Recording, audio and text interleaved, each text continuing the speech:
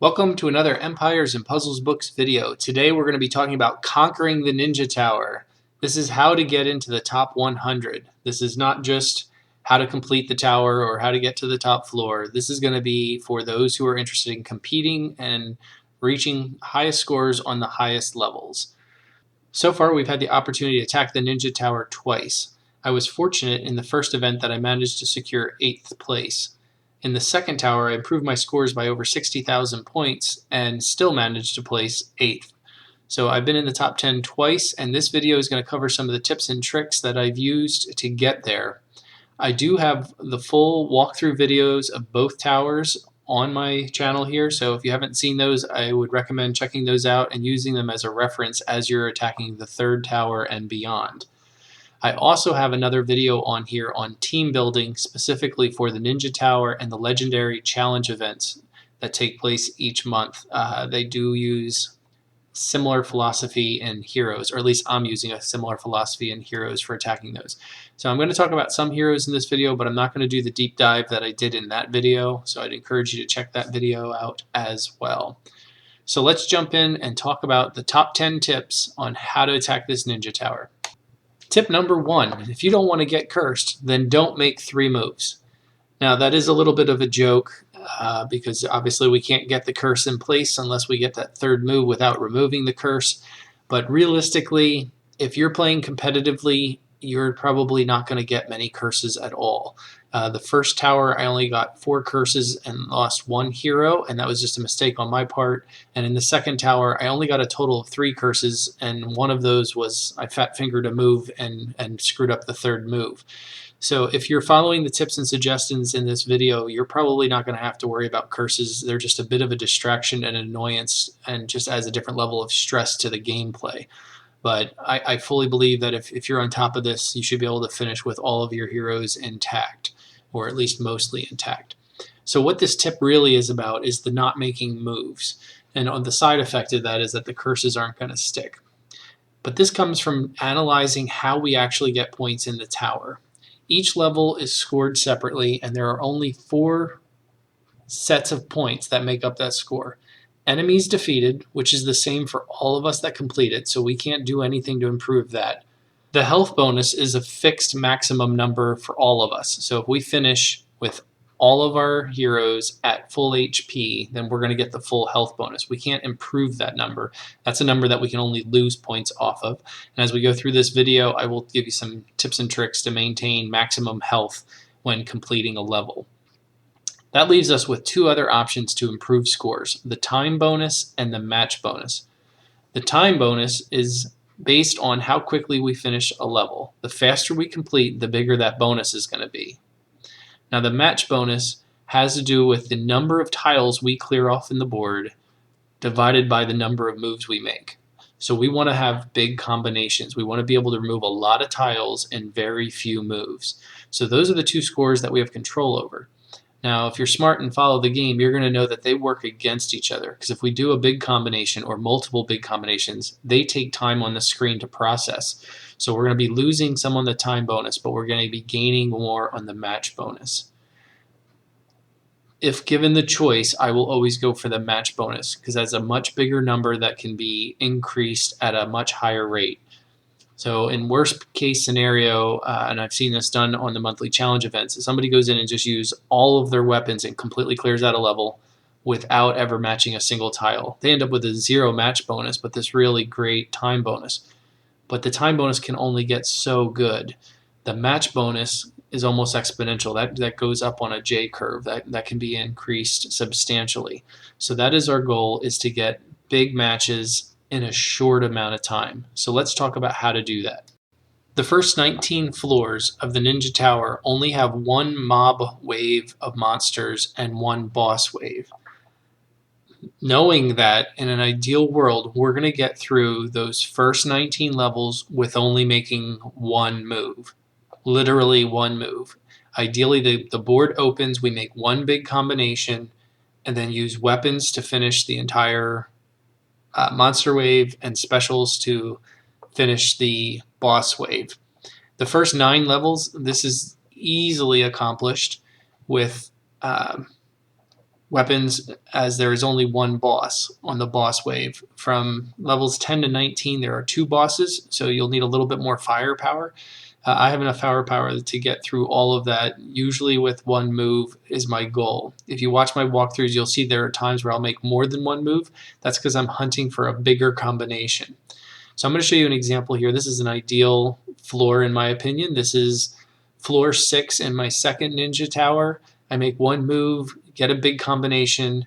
That one combination is enough that it actually kills several of the monsters. Clear out with weapons, finish with specials, done. The only points that I really lost on this is unfortunately the one monster that was left alive after the combination was the one that he was highlighted as the number 1, so that he was ready to fire. So I did take some health damage there. I think the ideal points for this level for health would have been 3,600, so I lost a little over 400 points on that one hit. But otherwise, this is a near perfect level in my opinion. Here's the example. Hope you enjoy.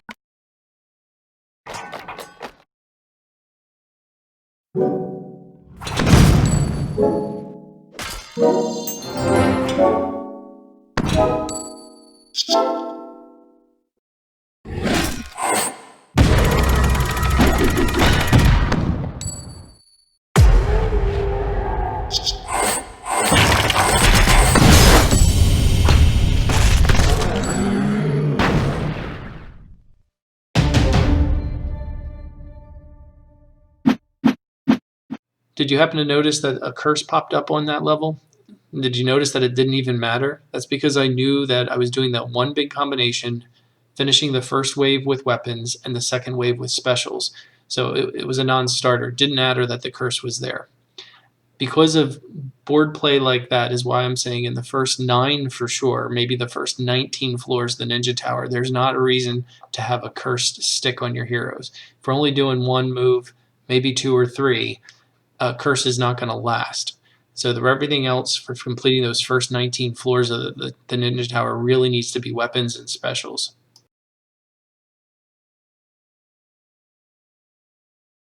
On to tip number 2. The tower is an intense fight, and for me, that means it's not a place to bring light weapons. I come prepared for war.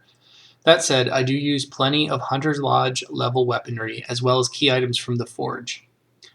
There very well may be ways to place in the top 100 that are more efficient with weapon usage, but my goal is winning, not efficiency. That said, I carry big weapons, and I start weapons production as soon as one tower ends so that I'm ready for the next tower. My choice of weapons is evolving, and what I'm sharing here is what I used on the first 2 towers. I may be experimenting with some changes on the next tower.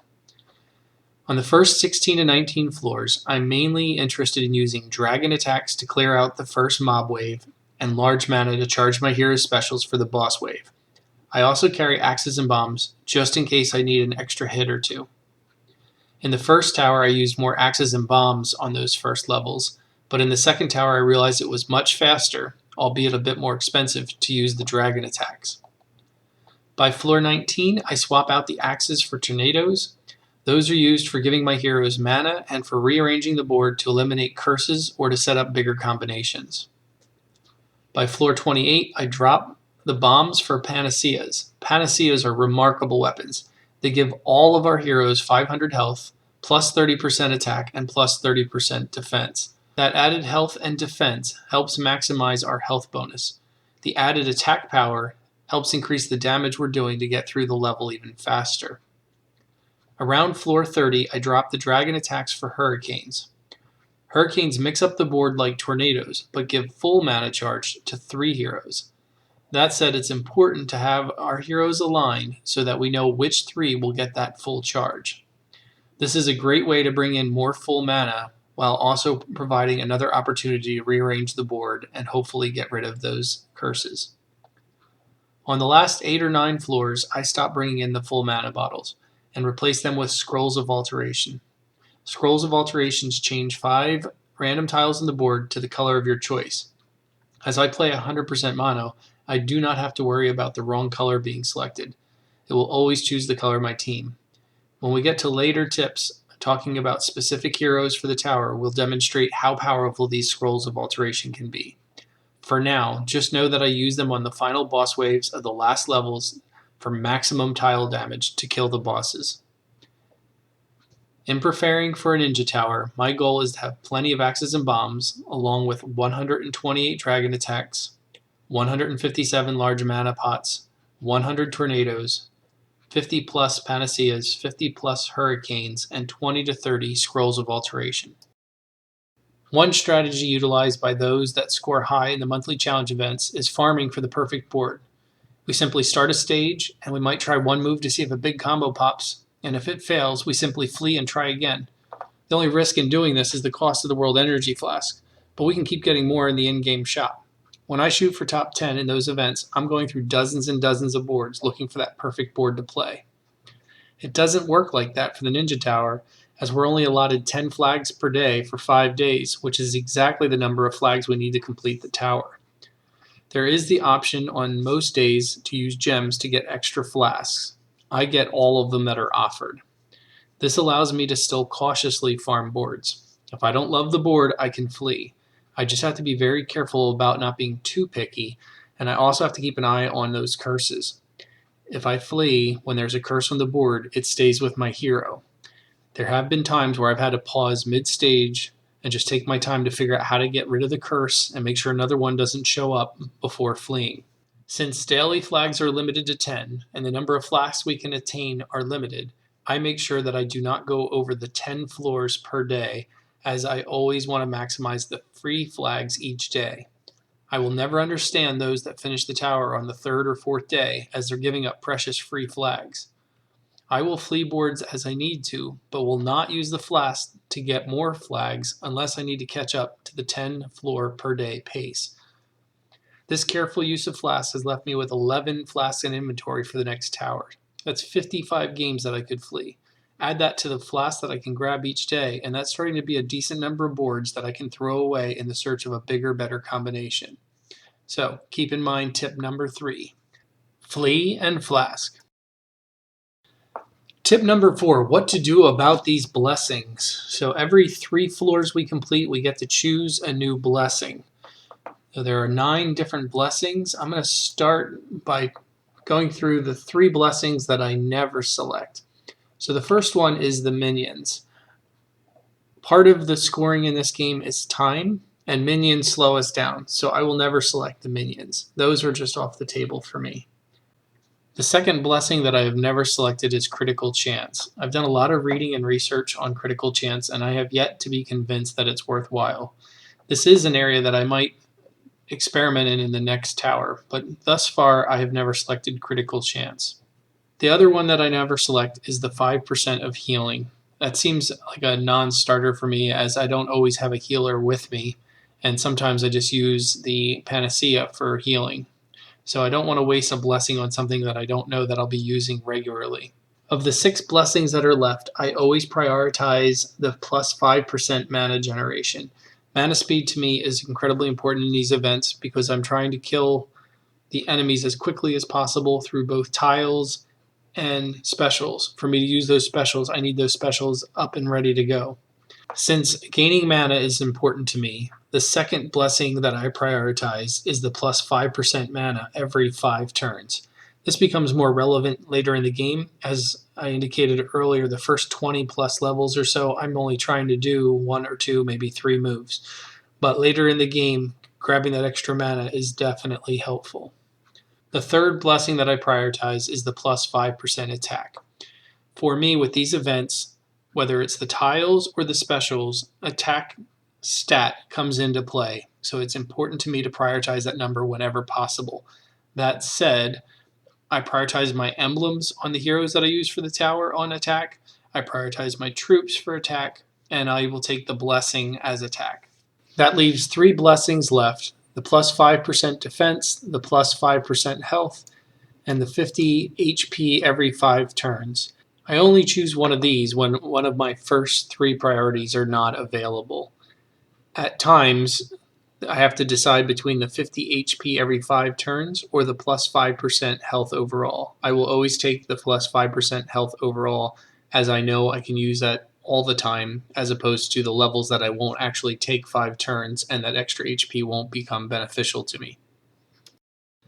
Selecting blessings this way gives me 25% more mana generation. You add that on top of my mana troops that are all between 13 and 15%. That's an additional 38 to 40% mana generation.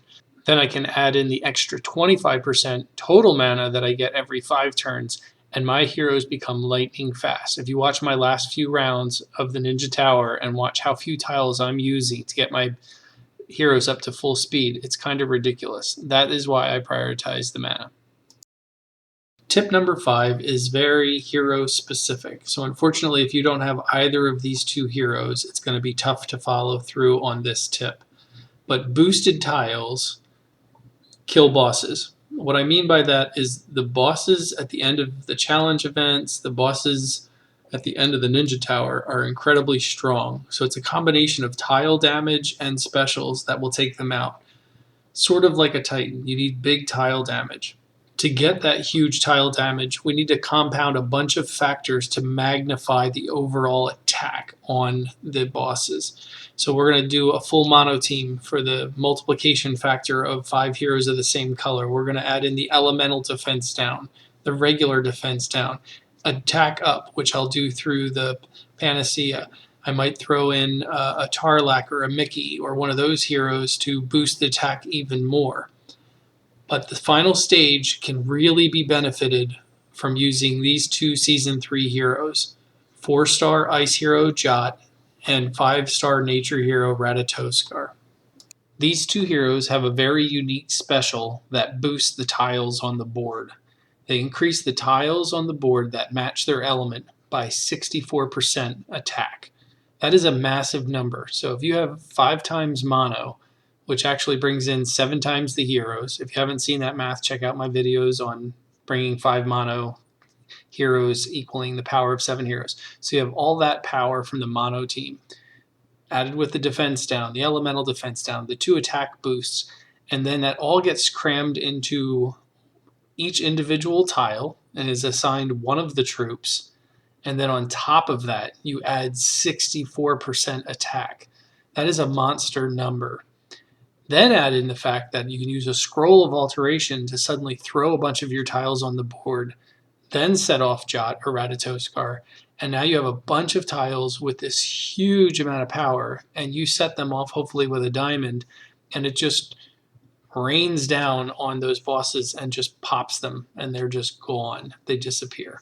Now Jot has the added benefit of doing 200% damage to all enemies, so he's hitting all of the bosses before he adds the boost.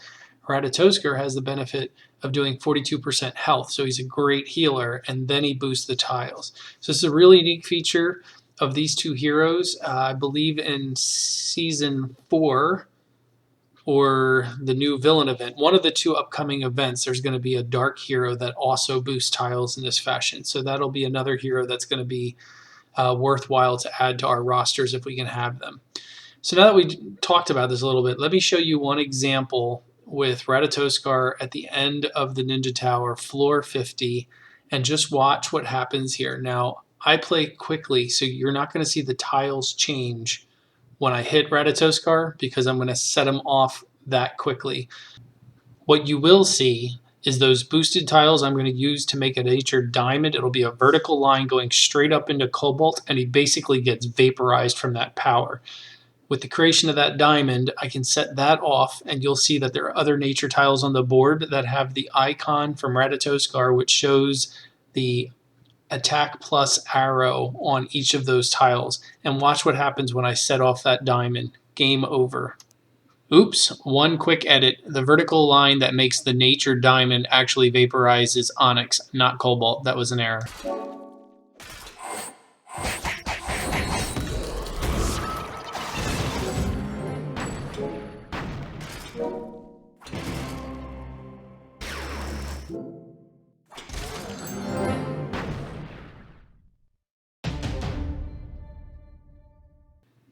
Okay, I understand that that tip was for 2 very specific heroes, and if you don't have them, they're going to be potentially hard to chase or hard to come by, but it's definitely heroes you want to keep an eye out for. If you already have them on your roster and you haven't leveled them, maybe it's time to think about giving them of boost. If you didn't notice in my video, my Ratatoskar is actually only at 370 and he's still getting the job done.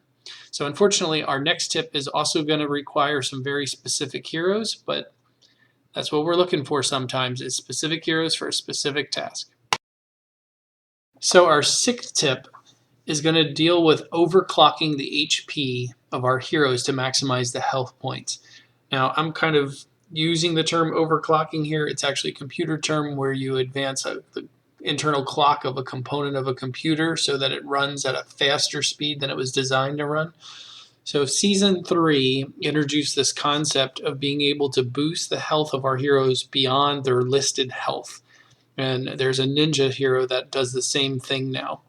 So the three heroes I'm talking about that do this type of activity are Heimdall, 5-star nature hero from Season 3, and 4-star holy hero Gillenbursty. And then Garnet, one of the five-star ninja heroes, can also do this. The three of them have the ability to take heroes' health beyond the limits on the card. This is beneficial because it allows us to have that extra health to ensure that we're getting the maximum health points at the end of the round. So as you know, I'm using those panaceas that give that 500 health boost. So what I'll do is try to fire the panacea first to boost everyone up 500, and then hit one of these heroes so that they boost the health up and above and well beyond whatever the maximum HP is supposed to be for those heroes. Of these three, my strong preference is for Heimdall, just because he also does an attack boost. So that's an added benefit to using him. So if I don't have a panacea handy, or if I'm running low on them, I can just use him and I get both the attack boost and the overclocking of the health. If you've been paying attention carefully, you may have noted that the last tip I recommended using 5-star nature hero Ratatoskar, and in this tip I'm recommending 5-star nature hero Heimdall. Those two nature heroes, combined with the uniqueness of Frigg, who's also a 5-star nature hero, and her ability to have an increased defense down based on the number of nature tiles on the board, is the reason that I ended the Ninja Tower with the nature team. If you looked at the final results, I was the only one in the top 10 that finished with nature, and I wouldn't be surprised if I was only one in the top 100 that finished with nature. It's because of those specific heroes that have those unique attributes that allowed me to crush that last level. Even though overall I would say nature is not the strongest as far as total attack damage number goes for doing these hit 3 events like the Ninja Tower. But even though nature is not the strongest, adding up the total attack numbers that are available, when you add up these unique features, it suddenly becomes the game changer for me. In fact, I do a majority of the top levels with my nature team. Tip number 7, when you're in a fight with 3 enemies, hit 3 enemies. Now that might sound obvious, but it doesn't always seem to be the case with the heroes that people are selecting to go through these hit 3 events like the Ninja Tower or the monthly challenge event. Now I'm calling them hit 3 events because there's only ever 3 enemies on a board at a time. Now there are a few cases where you'll just have 2 bosses, but for the most part the mob waves are 3 enemies, the boss waves are 3 enemies. That could be 3 bosses, it could be 1 boss with 2 monsters on either side. Either way, you're only having 3 enemies at a time. So it makes sense to focus on some heroes that only hit 3, preferably hitting 3 equally. Now the ones that hit 1 strong and the 2 on the sides minor damage, I focus on those on the boss stages where there's 1 boss and a hero on either side of them. Now I'm not going to get into details on heroes here in this video, as I do have another video specifically dedicated to going over hit 3 heroes for the legendary event and for the Ninja Tower. If you haven't checked that out already, please take a moment at some point and watch that video as well. Lots of great information in it. This is a great time to think back on some of those excellent Season 1 heroes that a lot of other players discount. Since I've been concentrating on the hit 3 events, I've fully leveled Thorn. He's been a huge help to me. Kagan, I had him leveled previously, but he's been fantastic. Aslar, especially with the costume. So not only do we want to look at heroes that hit 3, but also heroes that hit all enemies.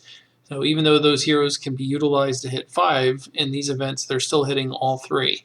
The point is, with every special that goes off, I want to do damage to everybody on the board. The advantage to me doing that is I do not have to waste a hero slot using someone like Wilbur who will do shared damage, and then I hit with a sniper that's not going to have the same damage output. So you actually lose twice using the shared damage avenue to hitting everybody. So you lose out on Wilbur not actually attacking, and then you're using another hero that probably is not putting out the kind of damage that one of the hit 3 heroes or hit all heroes are doing. So look at your roster, think about who you're leveling. If you want to start competing in these events, I strongly encourage you to start analyzing the heroes that hit 3 or more enemies. Okay, we're getting close to the end. We're on tip number 8, which is use the big attack boosters. I'm talking about the heroes like Mickey, Tarlac, Ranveer, Guardian Gazelles, the ones that really do a uniquely large boost. It's not the regular attack boost. All these heroes will stack with a regular attack boost, which I'm getting from the Panacea, or you can get from any of the attack banners or any of the other heroes that do regular attack up. This might seem obvious, but it's one of those things that we can easily forget as we're going through 50 floors of the tower and we don't need that huge attack boost. In fact, if you look at my Ninja Tower 1 walkthrough video, I didn't use any of the big attack boosters at all in the entire tower. The second tower, I started using them, and my scores went up greatly, and especially in the higher levels when I started using those huge attack boosters. So don't forget about those heroes. If you don't have any of the 4 that I mentioned, even if you have Wukong can help. I know some players feel a little funny about Wukong and Ranveer because of the miss rate, but the amount of boost that they do, it's worthwhile. It's worth taking that gamble. If I was not using Tarlac on my green team, I would most likely be using Wu or Ranveer if I was using Holy. Otherwise, Mickey is one of the strongest big boosters out there. Keep in mind your big boosters. You want to use them for the last few levels of the tower.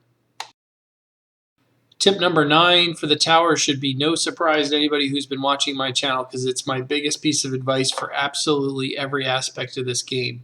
And that is always, always, always, always combine elemental defense down with a regular defense down. There's so few elemental defense down heroes in this game, and I find them very valuable and worth chasing. So I'm not going to go over the defense down heroes in this video just because there are so many that offer defense down, but the elemental defense down heroes that you see here, Frida, Evelyn, Guardian Falcon, and Guardian Panther, are worth chasing. You will use them in every aspect of this game, from Titans to raids to wars to challenge events to this Ninja Tower. The ability to combine that elemental defense down on a mono team with regular defense down is just massive. It is really that important. So you might notice that Guardian Falcon is missing here. I'm not including him in this tower video because Guardian Falcon only defenses down 1 enemy, and that just does not work for me. Hit 3 event, I want somebody who is hitting 3 and defensing down all 3. Now, I am missing from this Almer, the 4-star nature hero from Season 3. He does hit 3 and defense down 3, so he is also worthy of consideration. I will be excited for the upcoming costumes for Marjana, and that will make her a 5-star fire elemental defense down, and for Leonidas, who will become a 5-star holy elemental defense down. So they will be great additions to the assortment of elemental defense down heroes. If you don't have any of these characters, look at getting them. Do what you can. They are super important for success in this game. And that brings us to our final tip, which is the scores that you want to look for. I've always found it helpful to know what kind of score are we looking for? What is a good score? So I think having these targets would be very helpful. So I'm going to give you my rough estimate of scores you want to be looking for in kind of your ideal world. So on the first 9 floors, floor 1 through 9, where there's only 1 wave of monsters and 1 boss wave, you're looking for at least 20,000 K. On the next set of floors, from 10 to 19, where there is still just 1 mob wave, but 2 bosses, that jumps up slightly to about 21,000 is what you're looking for per floor. Levels 20 to 34, it now jumps up, and there are 2 waves of monsters plus the boss wave. So there you're looking for 35,000 plus. And then the last 16 floors, floors 35 through 50, there's going to be 3 waves of monsters, 3 mob waves, and then the boss wave with 3 bosses. So that's where we're looking for the big scores with plus 43,000. So I hope these scores help you give an idea where placement is. If you got those exact scores on every floor, your total points would be 1.6 million, which would have been good enough for 16th place in the last tower. So that gives you a lot of wiggle room to miss these targets and still get into the top 100. Now I would anticipate the third tower is going to be more competitive. As we keep doing these, people are going to be building their weapons and their teams to accomplish things in the Ninja Tower. So don't hold me to these numbers. They're probably going to be going up. That brings us to the end of the tips and tricks that I'm willing to share, at least at this point. The rest you can gather from watching my walkthrough videos and getting an idea of the slight nuances that I use when playing the boards. Keep an eye on those matches. Those are super important. Almost every move you want to try to be making some kind of a combination. You don't want to just do basic 3 matches because that kills your scores. Appreciate any comments or feedback you have on this, observations. Do you have any tips or tricks that you'd like to share? Go ahead and place those in the comments. I'd also really appreciate it if you all would leave a comment after the next Ninja Tower. Let me know how this helped. How much did your scores improve? Where were you at in the last tower? And where are you at in the next tower? Thanks for watching. See you in the next video.